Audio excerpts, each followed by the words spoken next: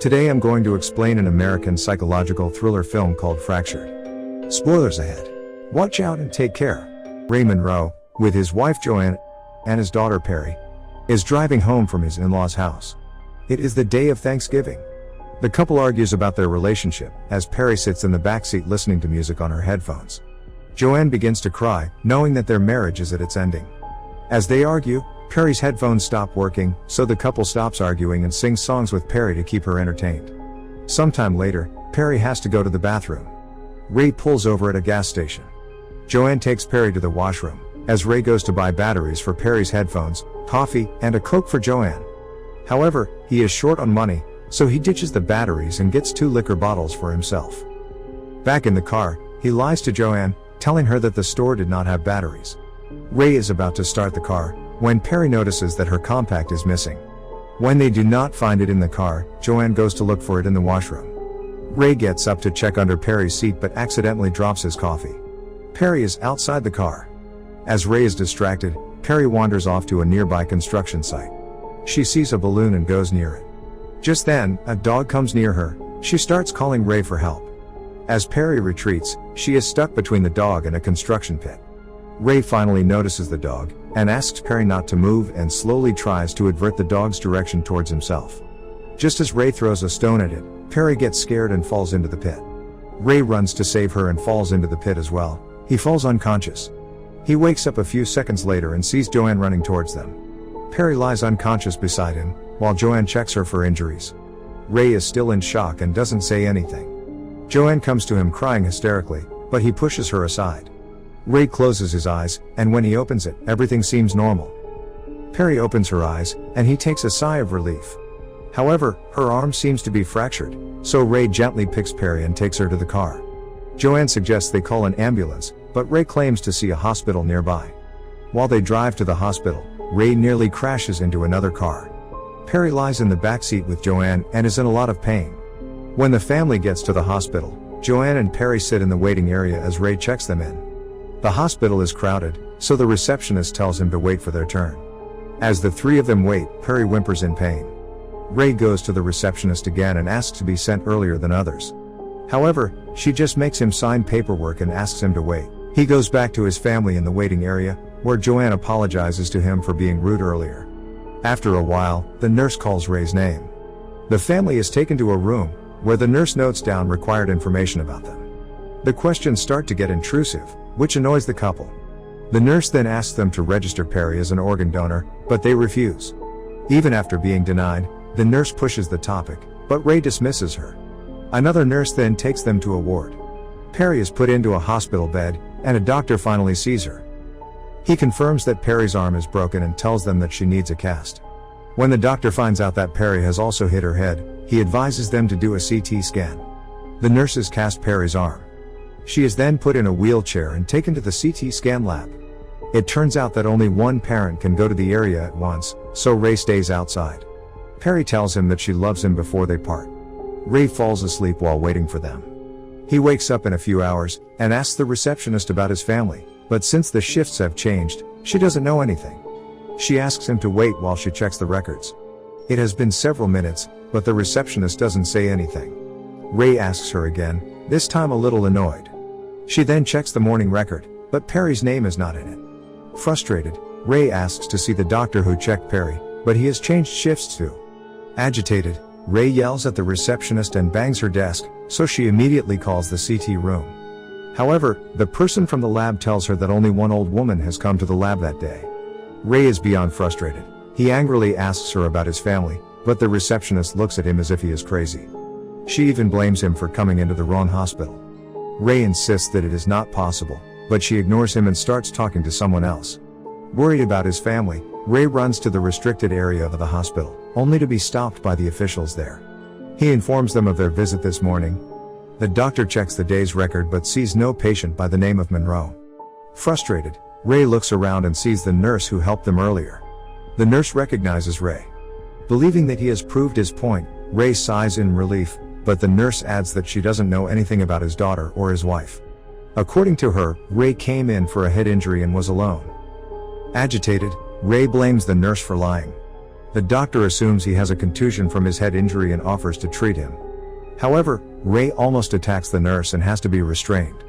The doctor injects him with sedatives to calm him down. He is then locked into a room by the guards. Ray tries to unlock the door, but the drugs make him hazy. To make the sedative not work, he injects himself with an injection he finds in the cabinets.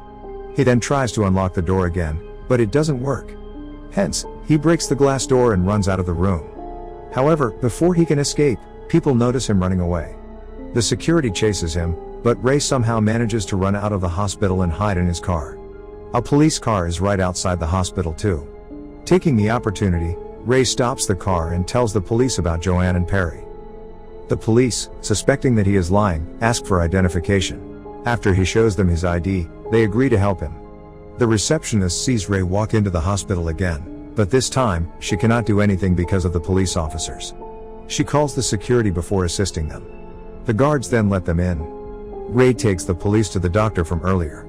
The doctor admits that there can be a mistake in the records, and Ray demands they be taken to the CT lab. The doctor agrees, however, the guards take them to the third floor. Ray clearly remembers the CT lab being in the basement. At the lab, it is clear that Perry was never there. Ray then demands to call Dr. Bertram, who had checked Perry that morning. The staff obliges. Just then, the receptionist comes in with the paper that Ray had signed this morning. However, it doesn't prove the presence of Joanne and Perry. Dr. Bertram finally arrives, and reveals that Ray came to the hospital alone to get treated for his head injury. The doctor had asked him to do a CT scan, but he refused, saying that his wife Abby was waiting for him outside. The police officers get suspicious of Ray because he has told them that his wife's name is Joanne, not Abby.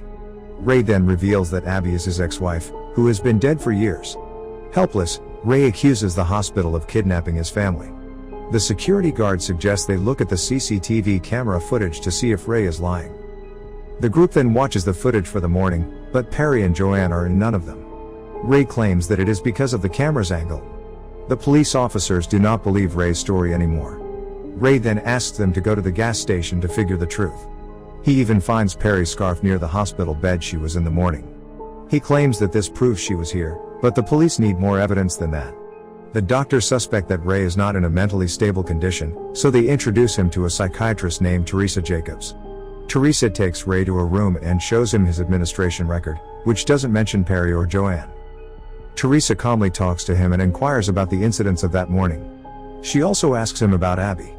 Ray then reveals that Abby died 8 years ago in a car accident, and he couldn't save her because he was drunk. Frustrated, he starts to cry. Teresa now knows for sure that something is wrong. She suggests the police go look at the place the accident occurred this morning. According to Teresa, Joanne and Perry might still be there. The police officers then take Ray and Teresa to the construction site again. They call for backup to help them with the search. Then they find Perry's compact on the pit. They also see a pool of dried blood in the concrete. The police realize that this cannot be Ray's blood, because his injury isn't that bad. The missing people and the blood make the officers realize that the place is a crime scene. However, Ray, in turn, blames the police officers for planting the compact and the blood to falsely accuse Ray. He believes that the police want to save the hospital for what they have done to Joanne and Perry. Teresa, on the other hand, tries to calm Ray down and asks him what happened to Perry. Ray starts to blabber. Teresa then asks him if he pushed Perry down the pit. This makes Ray go silent. He doesn't move and stares into the distance. The police then arrest him on the suspicion of killing his wife and his daughter. As they are about to handcuff him, Ray snaps. He snatches the officer's gun and points it at Teresa. Then, he makes them go into the gas station and locks them there. Taking Teresa's keycard, Ray drives to the hospital in a police car. He hides the gun and goes inside. His plan is to go to the basement, where he believes that Joanne and Perry are captured. While he is at it, he comes across the maternity room. The children remind him of the day Abby died. He reminisces of the death which had killed both Abby and his unborn kid. He somehow manages to get a doctor's apron and disguises himself as one. He gets into the elevator and is about to go to the basement, but the security guard from earlier joins him.